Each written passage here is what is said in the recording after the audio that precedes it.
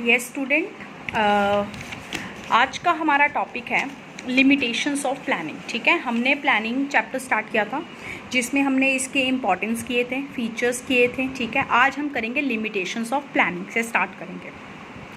बच्चे, दो तरह की लिमिटेशंस होती हैं, एक होती है इंटरनल लिमिटेशंस एंड एक होती हैं एक्सटर्नल लिमिटेशन। ठीक है, इंटरनल जो inside the organisation we can say. ठीक है, देखो, first is planning leads to rigidity. बच्चे, रिजिडिटी का मतलब होता है कि जिसमें फ्लैक्सिबिलिटी नहीं होती। ऑब्वियसली बात है, जब हम प्लानिंग कर लेते हैं, ठीक है, प्लानिंग में मतलब हम ऑलरेडी हमने डिसाइड कर लिया कि क्या होना है, कैसे होना है, कौन करेगा, कैसे करेगा। ठीक है, it means thinking in advance about the all the actions which happen in the near future, right. So in this we are already make plans, और इसलिए इसको चेंज करना sometime it becomes difficult. So planning leads to rigidity, क्योंकि on the spot अगर किसी चीज़ में हमें change लाना हो और हमने प्लानिंग किसी और तरीके से करी हो तो वो कहीं ना कहीं हमें प्रॉब्लम क्रिएट करती है। देन प्लानिंग में not work in the dynamic environment. बच्चे, डायनामिक का मतलब होता है जो फ्रीक्वेंटली चेंज होता रहता है, जो बार बार जैसे लाइक अगर हम बात करें जाए टेक्नोलॉजी का फील्ड, जो टेक्नोलॉजी का फील्ड है वो क्या है, वो डायनेमिक है। क्यों? क्योंकि उसमें कोई भी चीज़ एज सच फिक्स नहीं रहती। अब आपको पता है कि टेक्नोलॉजी कितनी रैपिडली चेंज होती हैं, बहुत जल्दी चेंज होती हैं। सो इन दैट एरिया जो आपकी लॉन्ग टर्म प्लानिंग्स नहीं चलती, वहाँ पर आपको प्लानिंग्स में ऑन द टाइम पीरियड कह लो कि ड्यूरिंग द टाइम पीरियड आपको चेंज धीरे धीरे लाना ही पड़ता है। मतलब ये वहाँ पर प्लानिंग आपका एक तरह से कंटिन्यूस प्रोसेस बहुत ज़्यादा बन जाता है। ठीक है, next is it reduce creativity. Yes, अगर सपोज आपने कोई प्लान बनाया है कि आपने किसी को कुछ बोला, किसी भी सबऑर्डिनेट को कि आपने ये चीज़ ऐसे करनी है, ठीक है, आपने उसके लिए पूरा एक सेटअप कर दिया कि आपने ये ऐसे करना है, ये चीज़ करना है, उसके बाद ये स्टेप करना है, ये करना है। तो समटाइम्स क्या होता है, इससे उनकी क्रिएटिविटी रिड्यूस हो जाती है। अगर वो अपने कुछ पर्सनल एफर्ट्स या पर्सनल अपनी नॉलेज या एक्सपीरियंस के अकॉर्डिंगली कुछ बीच में वेरिएशंस लाना चाहता हो, बट वो अगर उसको प्लानिंग जो है वो बाउंड कर देती है, वो चेंज नहीं कर पाती उसके accordingly. So ultimately planning creativity को रिड्यूस करती है, क्योंकि जब हम किसी को थोड़ा सा फ्री छोड़ते हैं तो वो अपना एक नए वे से चीज़ को प्रेजेंट करता है। ठीक है, बट जब हमें प्लानिंग के बीच में उन्हें हम बाउंड कर देंगे कि आपने इसी चीज़ से इसी तरीके से करना है, तो डेफिनेटली वो अपनी क्रिएटिवनेस और अपने इनिशिएटिव को शो नहीं कर पाएगा। Then again it's a mental exercise, thinking in advance about all the actions which happen in the futures.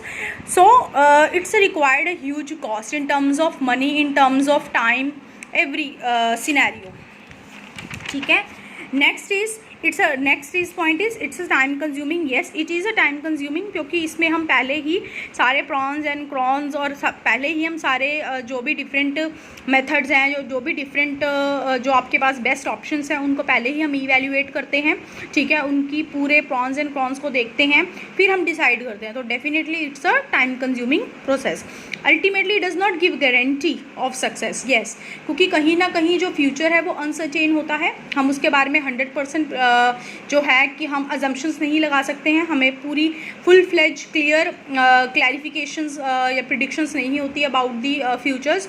सो कहीं ना कहीं ये आपको, ठीक है, कोई रिस्क आ जाएगा, उससे आपको बचाता ज़रूर है, आपके रिस्क के चांसेस को कम ज़रूर करता है, पर ये आपको गारंटी ऑफ सक्सेस नहीं देता, कि आपको 100% की श्योरिटी नहीं देता कि हाँ जी आपका ये रिज़ल्ट ऐसे 100% आएगा ही आएगा। ठीक है, then lack of accuracy. Many times it's happen कि जो आपने प्लानिंग करा होता है वो आपने किसी और जो आपने प्लान बनाए होते हैं वो पूरा लास्ट में जब आप देखते हो तो वो पूरा फुली एक्यूरेट रिजल्ट आपको नहीं लाकर देता। लाइक सपोज फॉर एग्जांपल, हम यहाँ पे एग्जांपल्स को देखते हैं इससे।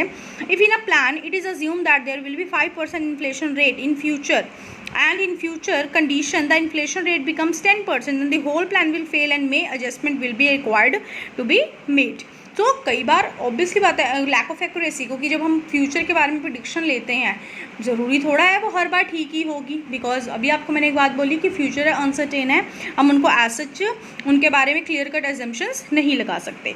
सो बच्चे, these are the some limitations of planning. और बच्चे, ये बहुत ज़्यादा इंपॉर्टेंट है आपके एग्जामिनेशन पॉइंट ऑफ व्यू से, आपकी केस स्टडीज़ के पॉइंट ऑफ व्यू से।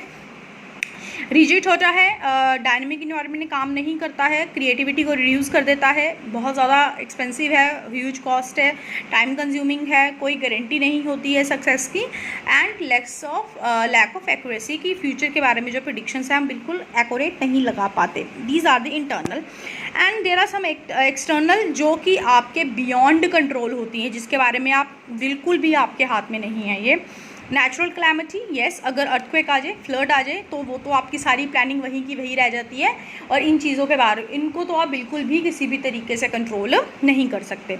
कॉम्पिटिटर्स की पॉलिसी, अगर आपने कोई प्लानिंग करी, आपके कॉम्पिटिटर की कोई पॉलिसी थी, सडन उनकी पॉलिसी में चेंज आ गया, ठीक है, पॉलिसी में सडन चेंज आया, आप उसमें हेल्पलेस हो जाते हो बिकॉज कॉम्पिटिटर ने पॉलिसी अचानक से चेंज कर दी, तो उसमें आपका कोई भी रोल प्ले नहीं हो पाता, आपकी प्लानिंग फेल हो जाती है। Taste and preferences sudden change हो गए इकोनॉमी में, लोगों का इंटरेस्ट एकदम से चेंज हो गया, उनकी डिमांड एकदम से चेंज हो गई। उस टाइम पीरियड में भी आपकी प्लानिंग क्या करेगी बिजनेस के लिए कि आपने ये सोचा हुआ है पूरे साल के लिए आपने इतना प्रोड्यूस करना, इतनी सेल करनी, इतना ये करना वो करना, बट सडन फैशन चेंज हो गया, ठीक है, या लोगों का इंटरेस्ट चेंज हो गया, ट्रेंड चेंज हो गए, again in that situation also you are helpless. Then technology, वही टेक्नोलॉजी अचानक से चेंज हो गई, आप जिस चीज़ का प्रोडक्शन करते थे, सपोज़ आप टीवीज़ बनाते थे, ठीक है, आप पहले normal black and white TV बनाते थे, सडन चेंज हो गया, एकदम टेक्नोलॉजी चेंज हो गई, स्मार्ट टीवीज़ आ गए, ठीक है, आपकी LCDs आ गई, DVR है ना, उस टाइम पीरियड पे क्या करोगे, अगेन पूरे साल की प्लानिंग फेल हो जाएगी। गवर्नमेंट ने पॉलिसी चेंज कर दी, अगर अभी देखो आपने GST आ गया, डिमोनेटाइजेशन हो गया, ये कोरोना वायरस हो गया, इसकी वजह से एकदम इकोनॉमी ने पॉलिसी चेंज करी। अब जिन लोगों के भी जो जो प्लान्स थे पूरे टाइम पीरियड के लिए वो क्या हो गए, वो सब फेल हो गए, ठीक है, वो कोई भी इम्प्लीमेंट नहीं हो पाए। तो ऐसा कुछ चेंज हो जाए, ये these all are come under the external limitations, जिन लिमिटेशंस के बारे में आप बिल्कुल भी कुछ भी प्रेडिक्शन नहीं कर सकते हो कि वो कब या कैसे हो जाएं, और वो आपके हाथ में बिल्कुल भी नहीं होता, उनको कंट्रोल करना बहुत ही ज़्यादा डिफ़िकल्ट होता है। These are some external limitations, right? Now the next topic is your planning process कि प्लानिंग का प्रोसेस कैसा है। अगेन बच्चे प्रोसेसेस बहुत इंपॉर्टेंट है, यह आपका फर्स्ट फंक्शन चल रहा है, उसके बाद आपका सेकंड ऑर्गेनाइजिंग आएगा, देन आपका स्टाफिंग आएगा, डायरेक्टिंग आएगा, कंट्रोलिंग आएगा, सब में प्रोसेस होते हैं और सबके प्रोसेस बहुत इंपॉर्टेंट है। एग्जाम में एक ना एक प्रोसेस वो पूछते ज़रूर हैं, ठीक है। फर्स्ट चीज़ सबसे पहले आप करोगे सेटअप दी ऑब्जेक्टिव, आप ऑब्जेक्टिव सेट करोगे कि आपने जो प्लानिंग करनी है उसमें आपने जो भी आपको बिजनेस का ऑब्जेक्टिव क्या है, किसके लिए आपने सारा जो भी प्लानिंग फंक्शन परफॉर्म कर रहे हो उसमें आप सेट करोगे कि your objective, because all the policies, procedures, methods उसी के अकॉर्डिंगली फ्रेम होंगे, ठीक है। देन उसके बाद आप डेवलपिंग दी प्रीमाइसिस, प्रीमाइसिस होता है बच्चे फ्यूचर को लेकर एक मन में एक अजम्पशन सी बना लेना, एक फिगर सी बना लेना, एक ढांचा सा डिसाइड कर लेना कि फ्यूचर में जो जो होगा उससे रिलेटेड जो भी कंडीशंस हैं उनको माइंड सेटअप कर लेना कि किसका कैसा कैसा इफेक्ट आएगा फ्यूचर को। बैठे आज में बैठे फ्यूचर को फोरकास्ट कर लेना, अपने मन में ही सारी उसकी फिगर्स डिसाइड कर लेना।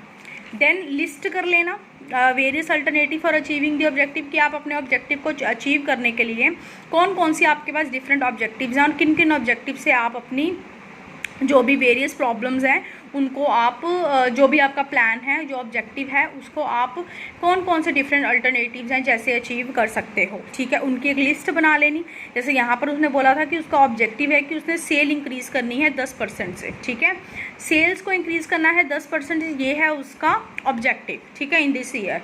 अब वो ऐसे कैसे कर सकता है, कोई एक नया प्रोडक्ट इंट्रोड्यूस करेगा, करके भी कर सकता है, डिस्काउंट देकर कर सकता है, एडवर्टाइजमेंट को ज़्यादा अट्रैक्टिव बनाकर कर सकता है, मार्केट का शेयर इंक्रीज़ करके कर सकता है, अच्छा salesman door to door service वाला अपॉइंट करके कर सकता है।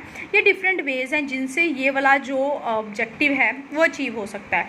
अब उन सब की लिस्ट बना ली, नेक्स्ट उसमें क्या करेंगे, इवैल्यूएट करेंगे डिफरेंट अल्टरनेटिव्स को, प्रॉपर अल्टरनेटिव जो भी हैं सबको इवैल्यूएट करेंगे। इवैल्यूएशन में वो ये देखेगा कि किसका कितना फ़ायदा है, किसका कितना नुकसान है, इनको प्रॉपरली से इवैल्यूएट करेगा, ठीक है, उनको देखेगा कि किस से कितना अच्छा इफेक्ट निकल आएगा।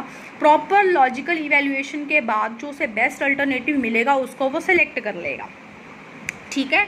सिलेक्ट करने के बाद अगर स्टिल वो एक बार देखेगा after preparing the main plan करने के लिए, organisation has to make the number of small plans to support the main plan. These plans are related to performance of routine jobs in the organization and these are derived from the major plans. तो उससे अलावा छोटे छोटे plans भी बनते हैं पहले बड़े plan पे जाने से, उसको हम बोलते हैं derivative plans, right?